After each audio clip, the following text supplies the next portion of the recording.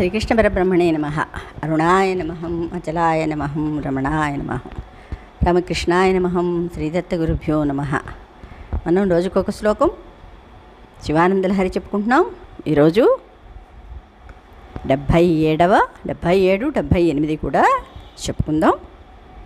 వేడంటే by heart చేయాల్సినవి కాబట్టి ఇందులో పెద్దగా అంటే స్మరించుకోవడం అన్న పరమాత్మని ఎలా స్మరించాలి, ఏ విధంగా స్మరించాలి, మన మనస్సుకి వైవిధ్యం కావాలి కదా. మనం ఏదో ఒక పని పూజ దగ్గరే ఎంతసేపు కూర్చోలేం కదా. కొంచెంసేపు 10 నిమిషాలు పూజ చేస్తాం, 10 నిమిషాలు స్తోత్రాలు చేస్తాం, 10 నిమిషాలు స్మరించుకుంటాం, ఇంకో 10 నిమిషాలు ధ్యానం చేస్తాం. దీన్నే మనస్సుకి వైవిధ్యం అంటారు. అప్పుడు మనస్సుకి చిరాకు పుట్టదన్నమాట. శ్రీకృష్ణ పరబ్రహ్మణే నమః. బుద్ధిస్థిరా భవతు మీశ్వరపాదపద్మ సక్తావధూర్విరహిణీవ సదా స్మరంతి సద్భావనా స్మరణ దర్శన కీర్తనాది సమ్మోహితేవ శివమంత్ర జపేన వింతే. బుద్ధిస్థిరా భవతు మీశ్వరపాదపద్మ సక్తావధూర్విరహిణీవ సదా స్మరంతి సద్భావనా స్మరణ దర్శన కీర్తనాది సమ్మోహితేన శివమంత్ర జపేన వింతే. బుద్ధిస్థిరా భవతు మీశ్వరపాదపద్మ సక్తావధూర్విరహిణీవ సదా స్మరంతి సద్భావనా స్మరణ దర్శన కీర్తనాది సమ్మోహితేవ శివమంత్ర జపేన వింతే. అంటే ఇక్కడ మనస్సుకి వైవిధ్యం కావాలి కదా. అందుకని ఈ స్థిరమైన బుద్ధి ఏం చేస్తూ ఉంటుంది, పరమాత్మనే ఎప్పుడూ కూడా స్మరిస్తూ ఉంటుంది. అది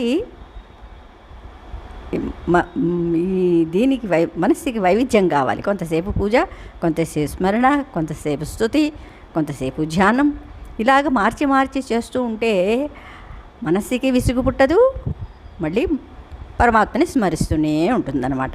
అది ఆ లౌక్యం తెలుసుకున్న వాళ్ళు ఇలాగా చేస్తుంటారు. అదే శంకరులు చెప్తున్నారన్నమాట.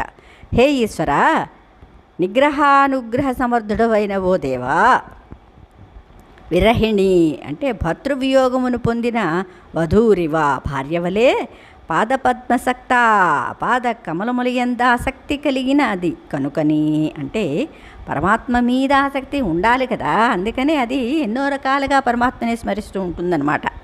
ఎందుకంటే భర్తని ఎడబాసిన భార్య నిమిషానికి ఇప్పుడు వస్తారు, కాసేపు పని చేసుకుంటుంది, మళ్ళీ వస్తారేమో, ఇలాగ ఎంతసేపు కూడా ఏది చేస్తున్నప్పటికీ మనస్సు భర్త మీదే ఉంటుందన్నమాట. అలాగా స్థిరమైన బుద్ధి అంటే పరమాత్మ మీదే ఉన్న బుద్ధి ఎప్పుడు కూడా ఏదో రకంగా పరమాత్మని తలుస్తూ ఉంటుందన్నమాట. అది కలిగినది కనుకనే సదా ఎల్లప్పుడూ స్మరంతి తలుచుచున్న బుద్ధి అంతఃకరణ వృత్తి శివమంత్ర సేవ శివ అను మీ నామమంత్రము యొక్క జపము చేత సమ్మోహితయైవ అన్నాడు. మోహపడినది ఏ యగుచు స్థిరా స్థైర్యము కలిగినది భవితుం అగుటకు సత్యమైన మీ పాదపద్మము యొక్క భావన ధ్యానము, స్మరణము, దర్శనము, కీర్తనము ఆది అంటే మొదలగు వాని గూర్చి వింతే విచారపడుచున్నది అన్నారు. అంటే శివా, నా బుద్ధి భర్తృవియోగమును పొందిన భార్య వలె నిరంతరము ధ్యానము చేయుచు శివమంత్రము జపించుచు మోహమునొందినదై మీ పాదధ్యాన స్మరణ దర్శన కీర్తన పూజనాదులను గూర్చి విచారించుచున్నది. దీని నుద్ధరింపుము అన్నారు. అంటే భర్తకు దూరమై విరహవేదనతో సతమతమయ్యే భార్యతో పూర్తిగా శివుని యందు నిరంతర ఆసక్తి కలిగిన తన బుద్ధిని పోల్చి శివభక్తి ఎలా ఉండాలో సూచిస్తున్నారు శంకరులు అన్నమాట. దూరమైన భర్తనే కలవరిస్తూ బాహ్య ప్రపంచాన్ని పూర్తిగా విస్మరిస్తూ ఒక మాట, ఒక పలుకు, ఒక చూపు, ఒక తలుపు ఏమీ లేకుండా నిరంతరం భర్త సమాగమం మీదనే దృష్టి ఉండి చూడ్డానికి ఒక పిచ్చిదాని వలె దుఃఖిస్తూ వేదన పడుతూ ఉండే భర్తృ విహరణీలాగా, అంటే భర్త విరహం లాగనమాట. బుద్ధి శివుని మీదనే లగ్నమై శివనామాన్నే స్మరిస్తూ శివనామాన్నే కలవరిస్తూ ఇతర ప్రపంచంతో సంబంధం లేనట్టుగా శివపాద దర్శనానికి, శివపాద పూజకు, సంకీర్తనానికి తపిస్తోంది. ఇంకా ఆలస్యం చేస్తే పిచ్చి ముదిరిపోయి ఏమవుతుందో అని అనిపిస్తోంది. వెంటనే వచ్చి దాన్ని ఉద్ధరించు, ఎవరిని? ఈ మనస్సునన్నమాట అని శంకరులు శివుణ్ణి కోరుకుంటున్నారు. అంటే బుద్ధిని ప్రియురాలిగా స్వీకరించి దాని వేదనను పోగొట్టి జన్మను చరితార్థం చెయ్యి అని అర్థం. భగవంతునిపై విరహం కూడా పరాకాష్ఠ భక్తిని సూచిస్తుంది. రాధా, మీరా, గోపికలు, శ్రీకృష్ణ చైతన్య ప్రభు, రామకృష్ణ పరమహంస మొదలైన వారందరూ కూడా ఈ కోవకి చెందిన వాళ్ళే అన్నారు. రామకృష్ణ పరమహంస కూడా ఎప్పుడు కూడా అమ్మవారితో అలా మాట్లాడుతూ ఉండేవారు. రాధా ప్రేమ గురించి అందరికీ తెలిసిందే, అవునా? గోపికల ప్రేమ కూడా మనం గోపికా విరహవేదంలోని భాగవతంలో తెలుసుకున్నాం కదా. అలాంటి భక్తి ఉండాలన్నమాట కృష్ణయ్య. సరే, ఇప్పుడు 78వ శ్లోకం. సదుపచార విధిష్వనుబోధితాం సవినయాం సుహృదం సముపాశ్రితాం మమ సముద్ధర బుద్ధిమిమాం ప్రభో వరగుణేన నవోఢవధూమివ అన్నారు. సదుపచార విధి స్వనుబోధితాం సవినయాం సుహృదం సముపాశ్రితాం మమ సముద్ధర బుద్ధిమిమాం ప్రభో వరగుణేన నవోఢవధూమివ. సదుపచార విధిష్వనుబోధితాం సవినయాం సుహృదం సముపాశ్రితాం మమ సముద్ధర బుద్ధిమిమాం ప్రభో వరగుణేన నవోఢవధూమివ. అంటే ఎలా నా మనస్సు ఉందో ఇక్కడ పరమాత్మకి తెలియజేస్తున్నారు. మన చిత్తం ఎలా ఉండాలి అనేది కూడా ఇక్కడ చెప్తున్నారు.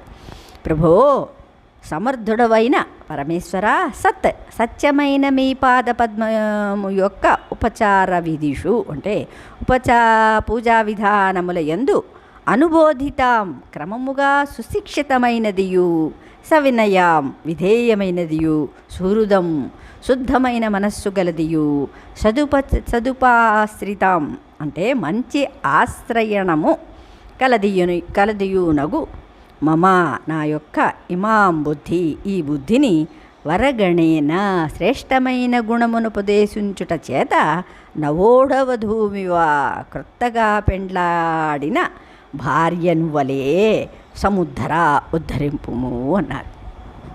అంటే ఇన్ని మంచి గుణాలు ఉన్న వాళ్ళని ఉద్ధరించవచ్చు కదా.